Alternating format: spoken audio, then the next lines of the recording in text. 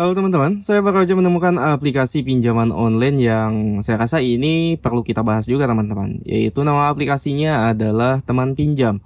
Nah, aplikasi ini sudah di-download oleh 1000 lebih pengguna. Jadi bisa dikatakan ini adalah aplikasi pinjol yang baru di Google Play Store teman-teman. Selanjutnya kita lihat beberapa ulasan dari pengguna sebelumnya.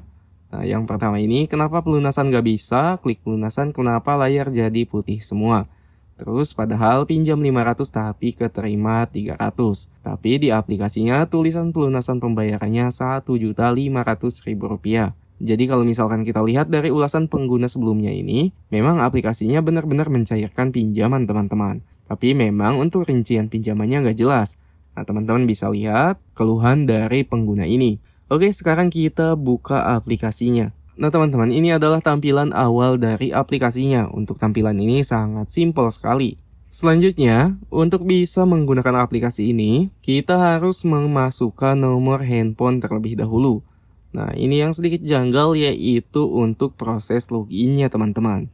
Saat proses login tersebut, kita tidak diminta kode OTP ataupun tidak diminta untuk memasukkan kata sandi sama sekali.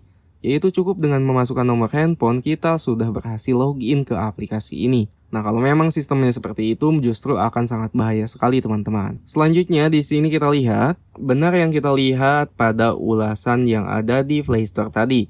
Yaitu untuk penawaran pinjamannya sebesar Rp1.500.000. Dan untuk tenornya, di sini sudah kelihatan tenornya itu 7 hari teman-teman. Nah kalau misalkan kita cermati untuk ulasan tadi, pinjaman Rp1.500.000 ini yang cairnya itu hanya Rp300.000 dan pengembaliannya Rp1.500.000.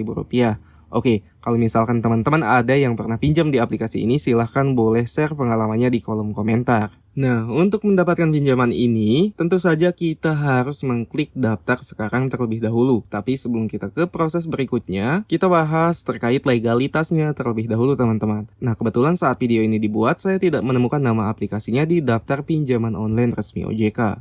Oke, sekarang kita lanjut. Di sini, nantinya teman-teman akan diminta untuk memfoto KTP tampak bagian depan. Di bagian kedua, yaitu kita harus memverifikasi wajah terlebih dahulu. Selanjutnya di bagian ketiga, kita harus mengisi informasi jenis kelamin, nama perusahaan, dan informasi pekerjaan lainnya teman-teman. Oke. Kalau misalkan ini semua sudah terisi, kita lanjut lagi. Lanjut di bagian berikutnya kita harus mengisi informasi kondar. Nah, kondar yang mereka minta itu ada 3 kondar teman-teman. Dan harus kita isi semuanya. Selain itu, kondar ini harus kita ambil langsung dari daftar kontak yang ada di handphone. Nah, di bagian terakhir kita harus mengisi informasi rekening bank. Untuk rekening bank pencairan ini kita bisa menggunakan bank konvensional ataupun menggunakan bank digital seperti SeaBank dan Neobank. Nah, setelah semuanya terisi, di sini kita langsung mendapatkan limit pinjaman yaitu Rp500.000. Dan sesuai yang kita lihat tadi di awal, yaitu jumlah pinjaman Rp500.000 dengan jangka waktunya 7 hari. Dan nanti kalau misalkan kita lihat dari pengalaman pengguna sebelumnya, untuk jumlah tagihannya itu sebesar Rp1.500.000 teman-teman.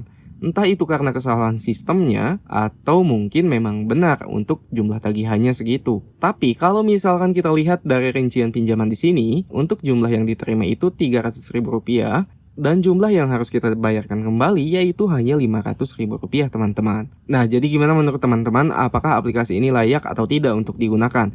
Dan kalau misalkan teman-teman memiliki pengalaman dengan aplikasi ini, silahkan boleh berbagi pengalamannya di kolom komentar. Oke, mungkin saya akhiri untuk pembahasan kali ini. Terima kasih sudah menonton dan sampai jumpa di konten berikutnya.